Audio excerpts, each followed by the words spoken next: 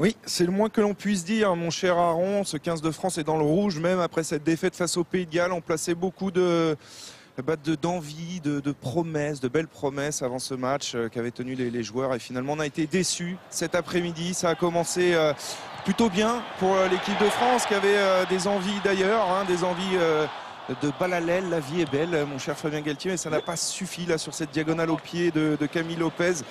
Le volleyé en avant par Yoann Huget. Derrière, l'équipe de France s'est heurtée au pragmatisme des Gallois. Oui, on a tenté sans pouvoir marquer. Les premiers à casser la ligne, ça va être les Gallois en début de deuxième mi-temps avec ce magnifique 1-2 conclu par Bigard qui vient marquer au poteau de corner après la percée de son demi-mêlée Webb au bord d'un ruck.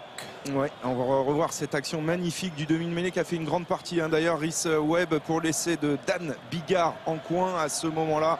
C'était le break pour les Gallois. Alors, l'équipe de France a cette particularité, c'est qu'elle est capable de réagir de temps en temps et sur quelques fulgurances, eh bien, proposer un jeu enlevé. Ça a été le cas sur cette action et sur cet essai de Brice Dulin, mais malheureusement, ça n'est qu'un épiphénomène dans ce match. Elle est bien concrétisé ces 10 belles minutes où les Français se sont jetés à corps perdu dans la bataille et ont enchaîné de beaux temps de jeu pour venir marquer cet essai par Dulin. Et 20-13, c'est le score final à l'avantage des Gallois.